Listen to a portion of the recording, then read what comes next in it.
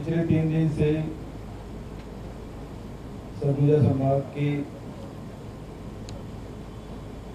3 विधानसभा शामली, रामानुजगंज और आगे प्रतापपुर 3 विधानसभा में मैंने दौरा किया और 9 गाँव में भ्रमण किया और 3 नगरीय निकाय में रात विश्राम किया, राजपुर, रामानुजगंज और आगे प्रतापपुर। यहाँ भी लोगों से भेंट मुलाकात मैंने की।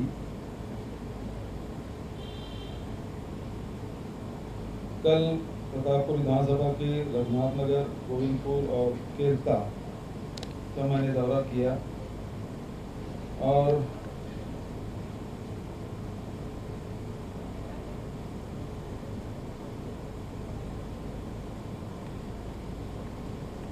सबसे पहले मैं स्वामी आत्मानंद अंग्रेजी स्कूल देखने गया और रघुनाथपुर रामानुजगंज में मैंने घोषणा की थी कि जो 10वीं और 12वीं के बच्चे जिले में टॉप करेंगे उसे हेलीकॉप्टर राइड कराया जाएगा।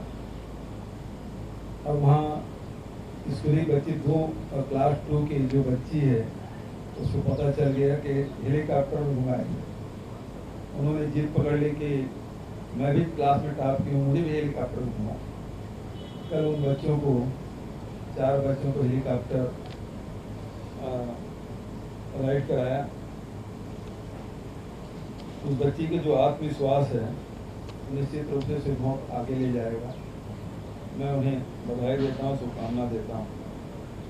ऐसे ही हमारे बच्चों में आत्मविश्वास बढ़ना चाहिए। उसके साथ तहसील कार्यालय भी रघुनाथ नगर में राजस्व प्रकरण की जानकारी ली। वहाँ मैंने पाया कि जो अभिलेख दुरुस्ती के काम है, पटवारी के काम है, वो ठीक चल रहा है, लेकिन पटवारी की शिकायतें वहाँ के भेंट मुलाकात के दौरान मिली, तो उसके बाद मैंने वही तत्काल कार्रवाई की। यहाँ जो सबसे ज़्यादा लोगों को जो लाभ मिल रहा है वो राजीव गांधी किसान न्याय योजना का है। खेती के प्रति लोगों का आकर्षण बढ़ा है, रकबा भी बढ़ा है और उत्पादन भी बढ़ा है, उसका लाभ आम जनता ले रहे हैं। उसी प्रकार से भूमि श्रमिक न्याय योजना हमने नई शुरू की है और इसका भी लाभ मिलने लगा है। इसे प्रचार प्रसार करने की और आवश्यकता है। रघुनाथ नगर में कॉलेज खोलने की मांग की, मैंने उसकी घोषणा की। वाड्रक नगर में लिंक कोर्ट खोलने की घोषणा मैंने की और उसी प्रकार से स्टेडियम निर्माण की मैंने घोषणा की। गोविंदपुर गया और वहाँ सबसे पहले जो गांधीवादी समाज सेविका माता राजमोहनी देवी समाधि स्थल में जाने का मुझे अवसर मिला। उस पुण्य भूमि को नमन करने का अवसर मिला। मैंने वहाँ पुष्पांजलि अर्पित की। वहाँ राजमोहनी समाधि स्थल पर गेट निर्माण और सौंदर्यीकरण, आहार निर्माण, इसके लिए मैंने 50 लाख रुपए की घोषणा की है। वहाँ गोविंदपुर में पंचायत भी मैंने देखा, आंगनबाड़ी भी देखा और 6 बिस्तर जजावल के उप स्वास्थ्य केंद्र के लोकार्पण भी किया।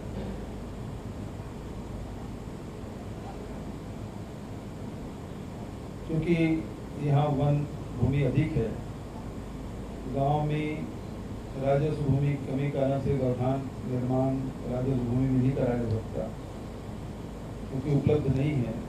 तो जो वन भूमि है उसमें आवर्ती चराई योजना के तहत इसको निर्माण करने की हमने घोषणा की थी। करीब प्रदेश भर में 1600 आवर्ती चराई योजना स्वीकृत की गई।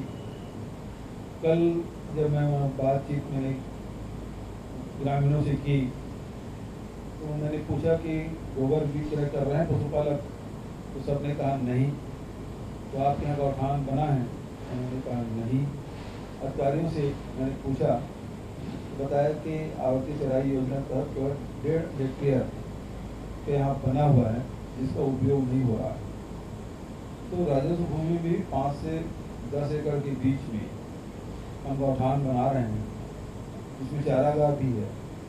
और यहाँ जब वन विभाग हमारे छत्तीसगढ़ में आप देखेंगे 44% जो भूभाग है वो जंगल का है, और ऐसे में आवर्ती चराई योजना के प्रति जो जिला ऑर्डर किए उसमें मैंने संबंधित अधिकारियों के खिलाफ कार्रवाई की, निर्देश मैंने दिया। गोविंदपुर में कल महत्वपूर्ण जो घोषणा की उस प्रकार से है कि झरिया ज्वाला देवी के सौंदर्यीकरण, 33/11 केवी सब स्टेशन की स्थापना, पंचानवे गाँव को उसका फायदा मिलेगा। हाथी की समस्या की निपटने के लिए 11 गाँव में 33 जगहों में सोलर लाइट लगाने की भी घोषणा मैंने की, और गोविंदपुर में जिला सहकारी केंद्रीय बैंक की शाखा खोलने की भी घोषणा की। 11 नंबर चौकी से रंगकोटा मार्ग निर्माण की भी बात मैंने की। केरता में प्राथमिक स्वास्थ्य केंद्र का अवलोकन मैंने किया, वहाँ उपलब्ध सुविधाओं की जानकारी ली, डॉक्टरों को निर्देश भी दिया, और जेनरिक दवाई लिखने के भी मैंने निर्देश दिए। केरता में 3 करोड़ रुपये के 15 विकास कार्यों को लोकार्पण और शिलान्यास भी मैंने किया। केरता में मेरी मुलाकात गाँव के प्रगतिशील किसान टेक्नोराम जी से भी हुई, तो 3 साल से जैविक खेती कर रहे हैं। गौमूत्र और गोबर से वो कीटनाशक दवाई भी बना रहे हैं और जैविक खाद भी बना रहे हैं। उत्पादन भी बहुत अच्छा है और किसान बहुत संतुष्ट है। इससे जो हम लोग जो माटी त्योहार, माटी पूजन जो 31 दिन शुरुआत की, तो वो हमारे साथी टिबलू राम उस किसान ने इसकी शुरुआत की। बहुत सारे ऐसे किसान हैं जो जैविक खेती कर रहे हैं, जिससे जहाँ धरती की उर्वरा शक्ति बढ़ती है, उसका स्वास्थ्य ठीक होता है। वहीं जो अनाज है या फल सब्जी है वो भी ऑर्गेनिक होता है, उसमें भी बीमारियां कम होती हैं। तो माटी पूजन जो कार्यक्रम हम लोग चलाया उसका काम टिबलू राम जी पहले से ही कर रहे हैं, मैं उन्हें बधाई देता हूँ। उसी प्रकार की जिस प्रकार से गौ माता की सेवा कर रहे हैं, धरती माता की भी हमको सेवा करना चाहिए। कल केरता में शक्कर कारखाना भी गए, वहाँ देखा किसानों से, जो गन्ना उत्पादक किसान हैं वो जो रेट मिल रहा है उससे संतुष्ट तो हैं, लेकिन जो शक्कर कारखाना से एक जो उनको जो तकलीफ है वो ये है कि उत्पादन तो शक्कर कारखाना के द्वारा होता है, लेकिन कोटा निर्धारण काम भारत सरकार करती है। इस कारण से वो अधिक शक्कर जितना उसकी क्षमता है और जितना गन्ना है उसके हिसाब से उत्पादन नहीं कर पाते। इससे निश्चित रूप से किसान भी इससे प्रभावित होते हैं और मिल भी प्रभावित हो रहा है। ऐसे में मैंने वहाँ के जो प्रबंध संचालक है उनसे मैंने आग्रह किया है कि भोरमदेव शक्कर कारखाना में हम लोगों ने PPP मॉडल में वहाँ शक्कर उत्पादन तो होगा ही, उसके साथ साथ इथेनॉल का भी उत्पादन हो। उसी प्रकार से यहाँ भी यदि यहाँ के प्रबंध संचालक यदि चाहें और प्रस्ताव दें तो यहाँ भी PPP मॉडल में इथेनॉल का उत्पादन किया जा सकता है, जो गन्ने का रकबा भी बढ़ाया जा सकता है, उत्पादकों को उसका लाभ मिलेगा और मिल को भी फायदा होगा। तो उस दिशा में काम करने का आवश्यकता है, क्योंकि शक्कर बनाने भर से जितने शक्कर मिले हैं वो चीनी मिले हैं वो घाटे में हैं या चलाना मुश्किल हो रहा है। ऐसे में इथेनॉल प्लांट अतिरिक्त चलेगा तो शक्कर भी उत्पादन होगा जितनी आवश्यकता है, और उसके साथ साथ इथेनॉल भी उत्पादन होगा जिससे पेट्रोलियम पदार्थों की पूर्ति की जा सकेगी। तो उसकी मैंने सलाह दी है और मैं समझता हूँ कि यहाँ इथेनॉल प्लांट लगने से इस क्षेत्र के किसानों को बड़ा फायदा होगा। दूसरी बात यह है कि हमारे स्थानीय विधायक और मंत्री जी ने यहाँ एग्रीकल्चर कॉलेज खोलने की मांग कल उन्होंने की थी, तो मैं आपके माध्यम से घोषणा करता हूँ कि यहाँ एग्रीकल्चर कॉलेज खोला जाएगा। और जिस प्रकार से वार्डफ नगर बिल्डिंग को अपर कलेक्टर यहाँ भी अपर कलेक्टर क्लिनिक को यहाँ भी खोला जाएगा। तो 2 मांगे हमारे मंत्री जी की तरफ से दी गई है, उसे मैं घोषणा करता हूँ। अब आप लोगों की तरफ से कोई सवाल हो तो बताएं। और आपके आने से पहले उनको थोड़ा सा डर हुआ, इतना तोड़ दिए कुछ रास्तों से अभी चल के आया, बड़ा दिक्कत नहीं, सड़कों के लिए कोई राशि कमी नहीं होगी और उसके लिए भी मंत्री जी मुझे बता चुके हैं, सड़कों के लिए कोई कमी नहीं होगी, पैसा देंगे और बढ़िया सड़क बनेगी। प्रस्ताव चला गया है वित्त विभाग में, वित्त प्रस्ताव चला गया है, वित्त विभाग में है और उसी जल्दी में स्वीकृत करूँगा। इसमें एक सवाल ये था इनका, सर प्रतापपुर जैसे प्रतापपुर विकास में जो 2-3 जिलों से चल रहा है सर PWD, रामानुजगंज अलग, सूरजपुर अलग और अंबिकापुर अलग, तो सूरजपुर जिले में तीनों होना चाहिए, PWD सूरजपुर। उसको देख लेते हैं, उसका मतलब काम करने में जो दिक्कत आ रही है, हमारे कलेक्टर साहब भी हैं, ACS साहब भी हैं, इसको देख लेंगे और असुविधा न हो इस बात का ध्यान रखेंगे। अभी एक और बात मैं कहना चाहता हूँ कि छोटी छोटी शिकायतें आम जनता से आती है और उसका निराकरण नहीं होने से निश्चित रूप से सरकार की छवि में उसका प्रतिकूल प्रभाव पड़ता है और इसलिए अब जो हम कॉल सेंटर भी खोलेंगे और इसका लाभ आम जनता को मिलेगा, शासन प्रशासन में बसावट आएगा और गुड गवर्नेंस के लिए बहुत जरूरी है। कॉल सेंटर ऑनलाइन भी शिकायत लोग कर सकेंगे, उसका निराकरण भी होगा। एक बहुत अच्छी बात है सुना हम लोग, आपने पानी पे जो बात कही कि कमी होती है, ये बहुत जमीन के स्तर की बात कही जहाँ लोगों को सही परेशानी है, लेकिन अभी यहाँ जितने मुख्य नाले हैं उसमें से बालू निकाला जा रहा है और 4 से 5 फीट वो लोग तोड़ते जा रहे हैं, जिससे जो जल स्तर है और नीचे चला जाता है। उसे रोक लगाएं। देखें इस प्रकार से शिकायतें आ रही है तो इसको रोका जाना चाहिए, जहाँ भी अवैध उत्खनन हो उसमें कड़ाई से कार्रवाई हो और वाटर रिचार्जिंग के लिए निश्चित रूप से जितने भी हमारे जितने नाले हैं उसमें वाटर रिचार्जिंग करें। नदियों में भी डाइक वाल यदि किया जा सकता है तो उसे करना चाहिए और गाँव में तालाब की संख्या बढ़े ताकि हम सरफेस वाटर को उपयोग ज़्यादा से ज़्यादा कर सकें। एक और जो कल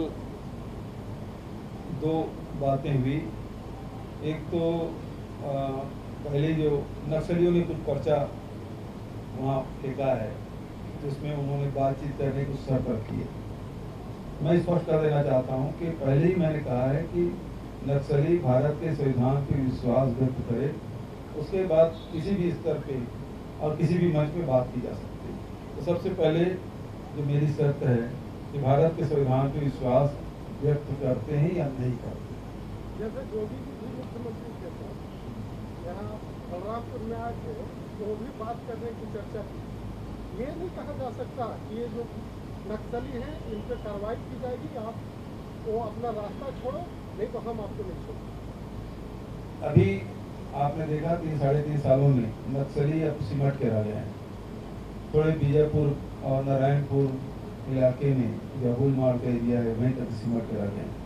बचत जगह पूरी खाली करा ली गई है और वहाँ निर्माण कार्य भी सुशासन की योजनाओं का लाभ वो लोग ले रहे हैं, चाहे वो शिक्षा का हो, स्वास्थ्य का हो, चाहे रोजगार मूलक कार्य, वो सारे कार्य संचालित हो रहे हैं जिससे आम जनता का रुझान, मतलब हमने जो नीति अपनाई विश्वास, विकास और सुरक्षा, और इसके तहत चलते हुए विश्वास पहले हमने जीता, चाहे पारित ट्रैक्टर को पट्टा देने की बात हो, चाहे जमीन वापसी की बात हो, चाहे शिक्षा, स्वास्थ्य और रोजगार के काम जो हमने कराए, उसके कारण से लोगों के जीवन बड़ा परिवर्तन आया है और इसके कारण से नक्सली बहुत पीछे चले गए हैं, उसकी भर्तियाँ भी बहुत कम हो गई।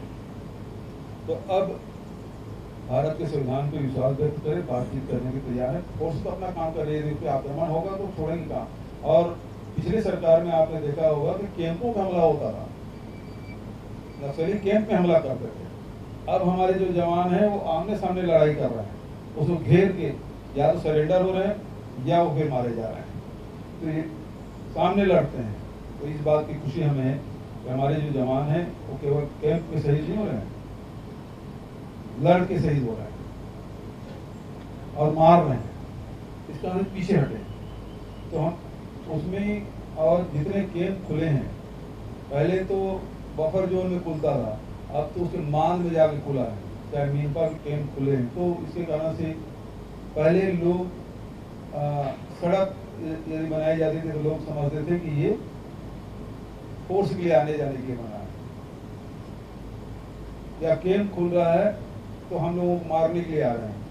अब उल्टा हो रहा है, अब लोग डिमांड कर रहे हैं कि कैंप खुलना चाहिए, अब लोग डिमांड कर रहे हैं कि हमारी सड़कें बननी चाहिए।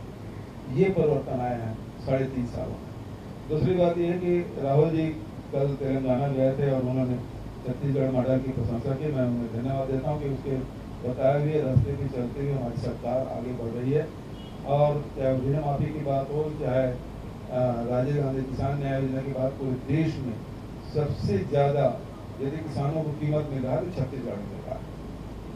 बहुत बहुत धन्यवाद। सर एक मामला और प्रतापपुर ब्लॉक के अंतर्गत सियासी जांच पड़ता है, वहाँ पर तहसीलदार और पटवारी ग्रामीण मानसिक रूप से प्रताड़ित कर, मैंने उसे जांच के आदेश दे दिए। कल उस किसान से मिला हूँ, आत्मदाह का आवेदन भी नहीं उसे कल मिला, मेरे बगल में बैठा था वो वो नहीं सर वो दोनों पार्टी में से आत्मदाह का आवेदन भी दूसरा आत्मदाह वाला दूसरा है सर, जो जबरदस्ती रास्ता मिलने भी मांगा आया है है सर, सर, जो मिलने आया था वो आपसे जमीन का मिलने मालिक है। अच्छा वो आपसे मिलने भी आए हैं, लेकिन मिलने नहीं, एक तो मिला हूँ और कल भी क्योंकि गांव का नाम बताया तो यहाँ आया भी था, योजना के अंदर तो रास्ता देने की मांग कर रहा था वो। तो भाई वो तो सक्रिय कार्यकर्ता कांग्रेस का भी है। प्राकृतिक न्याय, कलेक्टर न्यायालय में केस चल रहा है। क्योंकि अब वो देखिए प्राकृतिक न्याय यही है कि रास्ता मिलना चाहिए, पानी के बहाव रुकना नहीं चाहिए। नक्शे में शहर दूसरी बात पटवारी के द्वारा दी। दूसरी बात है कि ये जो प्रकरण है वो कलेक्टर न्यायालय में अभी लंबित है, वहाँ जो फैसला होगा सबको मानो